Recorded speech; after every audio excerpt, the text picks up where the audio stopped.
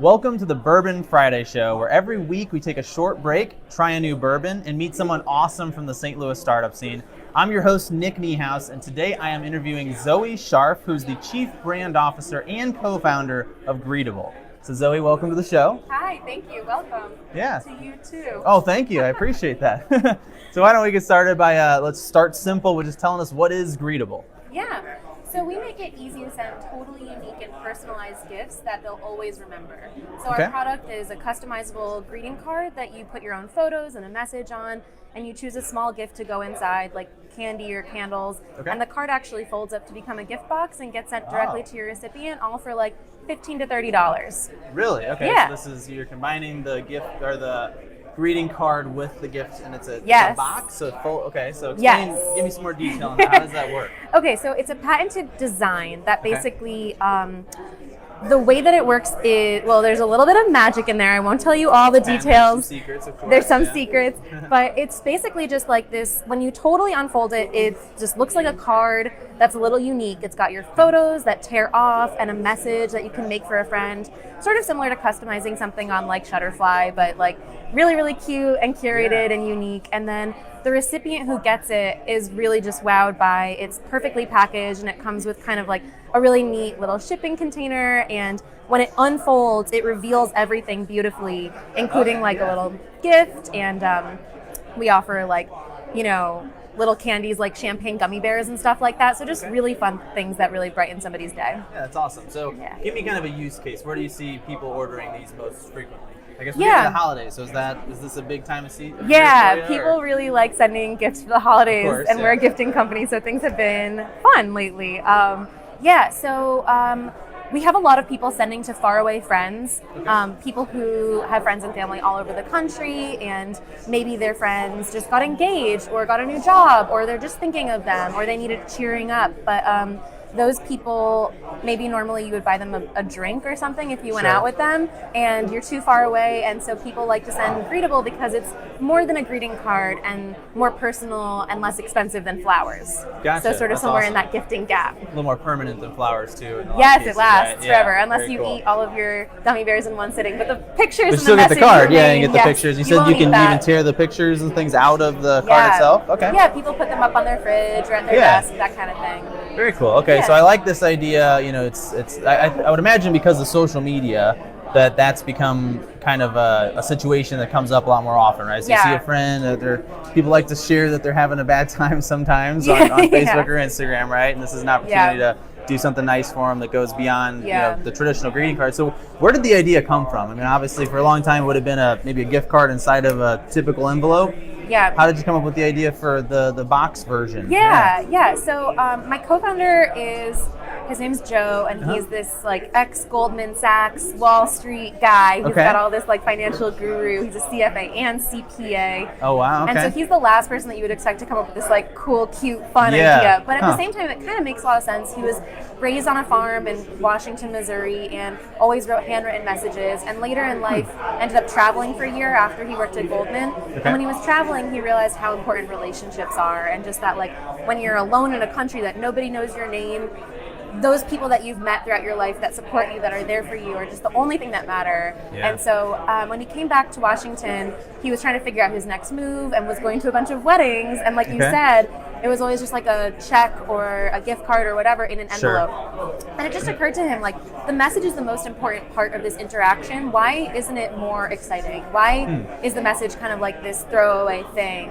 Sure, And he thought, what if the gift was the message and the message was the gift? So he started toying around with these like, you know, inside out cereal boxes and just like these silly prototypes that like now they're adorable, but at the time they didn't look so great. Sure, and so he needed a graphic designer to make it a reality, and my whole background is in graphic design. I went to Washington University, the Sam Fox School, to study graphic design. Awesome. And at the time I was a freelance designer, and Joe was one of my first clients.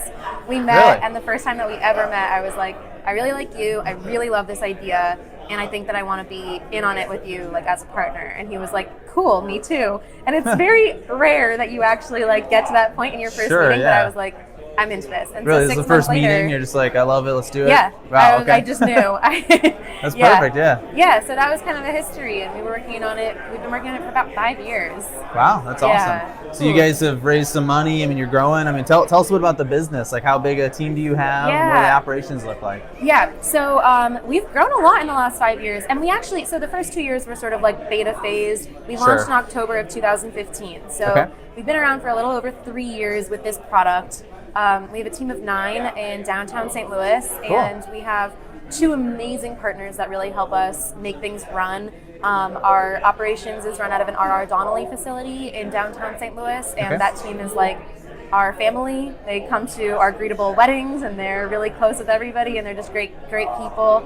And they're the ones who pick, pack, and ship. So they have huge printers, $1.5 million printers that we're not quite there yet, and they're able to do variable data on each card. So that's kind of like, so that's how you customize every single one. Yeah, as opposed to like the traditional version of offset printing where you make sheets of plates that repeat one pattern over and over. This is more like every picture is different, every message is different, and they house all of our inventory and assemble the card and then ship it out directly for us. And our other partner is a development company in Poland that we work with very closely for the past 3 or 4 years as well, and they really help us, and we love them too. So they developed the website for you, because I know you have a pretty elaborate website where you can order these, and customizing this kind of product is probably pretty complicated. Yeah, we would have loved to have been on a platform like Shopify that is really easy to use, and if our product were a little less complicated, maybe we would be. But the fact that our product is so unique and needs to generate a PDF on demand and ship directly to our manufacturing facility, we needed to go with something a little bit more robust and customizable, and so we do a lot of dev work. Yeah, I bet. No, I know. I was checking out the site, and it's gorgeous. I mean, it's a very beautiful website, but there's certainly, you get multiple steps to go through, and the customization, I'm sure, is kind of complex. I like to think it's easy to use for the recipient. Yeah, no, I think it is. But absolutely. It's totally complex on the back end. I know, the other side, It's kind of like, if you do it right, it looks like it's not that complicated to the user, right? Exactly. So tell me about getting into the specifics of the gifts here, because I know when this, it's kind of the typical size of a greeting card when it folds out, right? Yeah. So when you fold up, it's like 2.5 inches, or how big is the box? Yeah, it's a 3-inch box. It's pretty small. Yeah. People so you have ask a lot of about kind of really tiny, cute gifts. So tell me, how do you pick the gifts that go inside?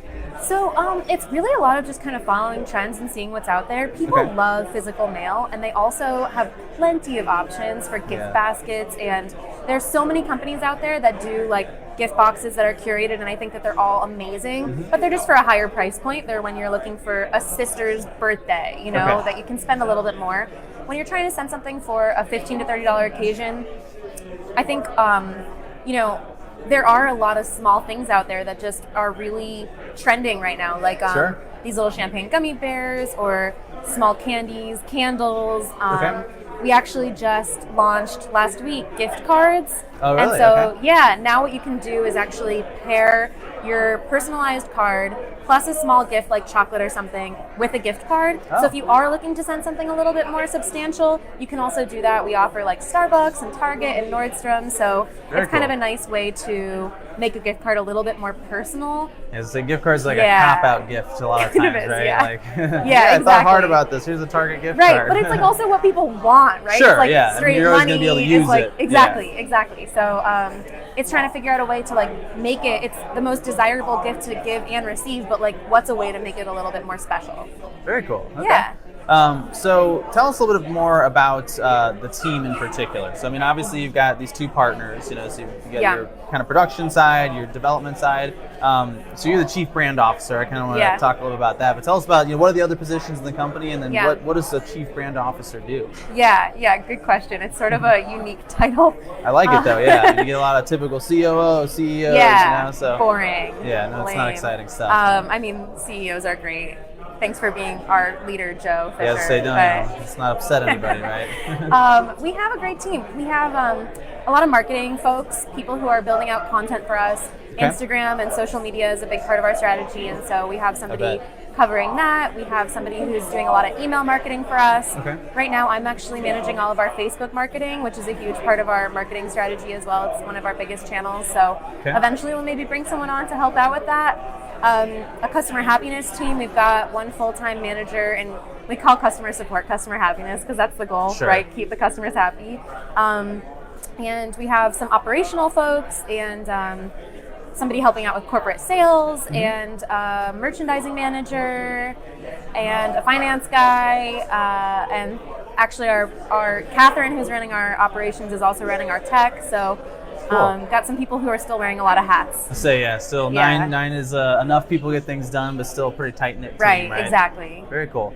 So I know you talked about the fact that there are bigger gift options for maybe a birthday, that kind of thing. It sounds like you really figured out kind of your target market. Yeah. Do you have kind of a type of person that you tend to see as a frequent customer, or kind of tell us, who are you looking for? Who's kind of the right kind of person to use the site and the product? That's a good question. Yeah. So for the past 3 years that we've been live, we've kind of been targeting one demographic, and it's the 20 to 45-year-old woman, very tech forward, loves to be a trendsetter, loves to know what the coolest new things are, has friends and family all over the country, and likes to send things for those gifting moments. Okay. But more recently, we've discovered sort of a more narrow segment of that demographic, and we call them creative professionals. So they're wedding photographers or freelance marketers, designers who have clients regularly throughout the year, and they're trying to maintain relationships with those clients. So it's a lot of relationship-based small businesses, solopreneurs, some people call themselves. Sure. And so they love using Greetabl for those, like, thank you for booking with me, or thank you for working together with me.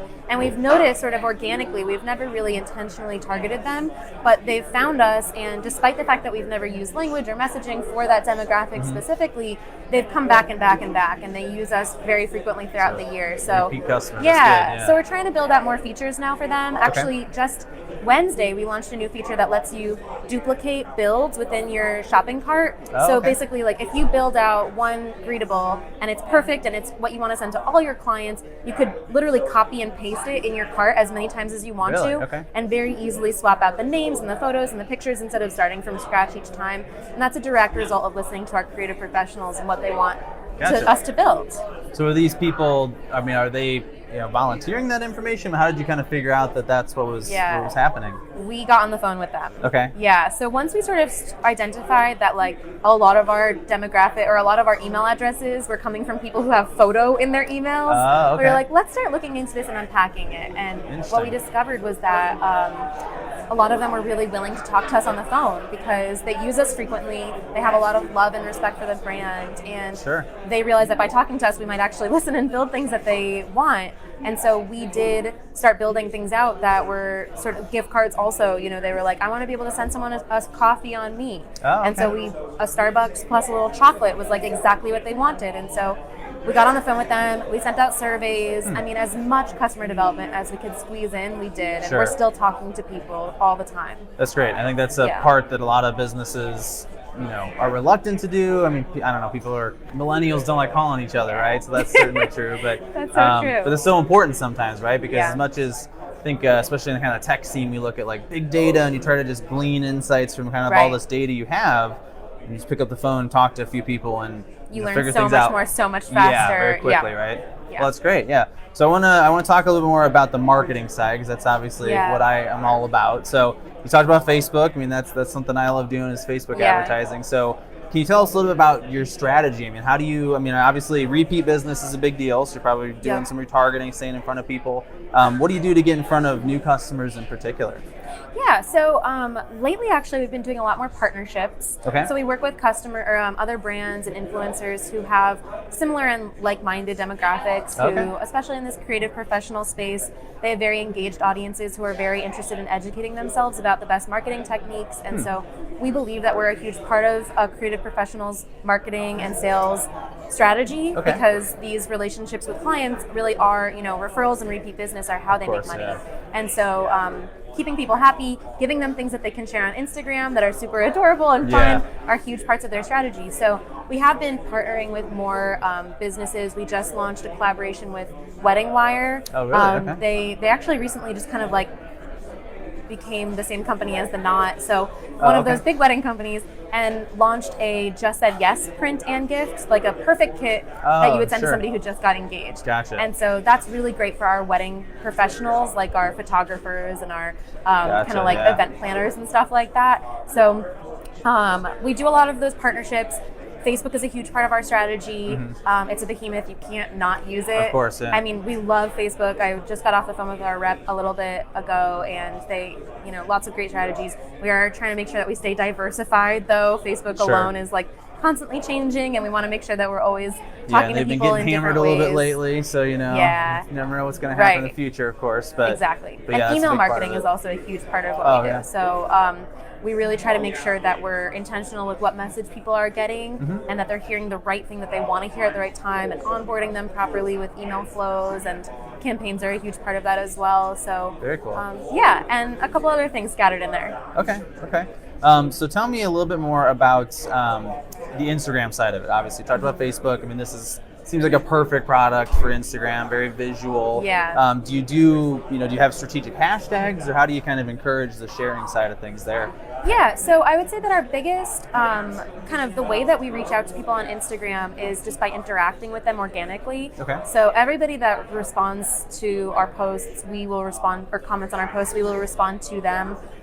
We interact with people on our feed. We try to make sure that people realize that we're not just a brand, we're humans. And a big part of our strategy is also just like acting like people on Instagram. Like, I think when I first started Greetabl, I was managing our Instagram account, and it was very easy to get caught up in this kind of like sales language that you think people want to hear, and they obviously don't. They want to hear you be a human. And so now we post a lot of memes and like fun things that are on brand and similar to the messaging that we're trying to normally, just kind of share with people.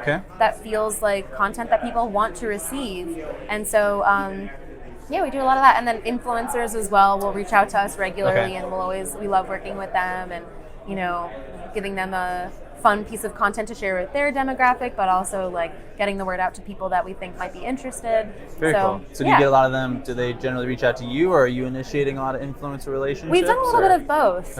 Lately we're doing a little bit less influencer marketing these days from like an outbound perspective, but people who come inbound will still always love to work with them. There's lots of different organic ways that we like to kind of engage with people, like giveaways and it's a very good one, yeah, exactly. Like we like to do spotlights of our vendors, and a lot of our vendors happen to be kind of like influencers in their own way. We work with cool candle companies that have their own following and stuff like that. So we always like to help each other out and kind of share the love. That's great. Yeah, I mean, it seems like partnerships are becoming a bigger deal in just the general small business community, but also startups. I think that's a great way to kind of use each other's audiences to grow. Right, exactly. And it can go both ways. Like one of the local companies that just won an arch grant here in St. Louis is Big Heart Tea Co. And they were one of the first products that we ever sold, the Cup of Sunshine Tea and the Cup of Love Tea. And they were able to scale with us. While we grew, they grew, because we would sell more and more of their tea. And so we would share their product on Instagram and all over, and like make sure that it was prominent on the website, and they've grown as a result too. So, I mean, everybody wins in those scenarios. That's awesome. Yeah. So thinking less about competitors, more about partnerships is definitely a good idea. Exactly. Yeah. All right, so we got a couple seconds left, so I just got to make sure we get to the main point here, which is how does somebody order one of these and send it to one of their friends or family? Yes, and it's good timing too with the holidays. Of course, because the deadlines are coming up. So Greetabl is spelled Greetabl.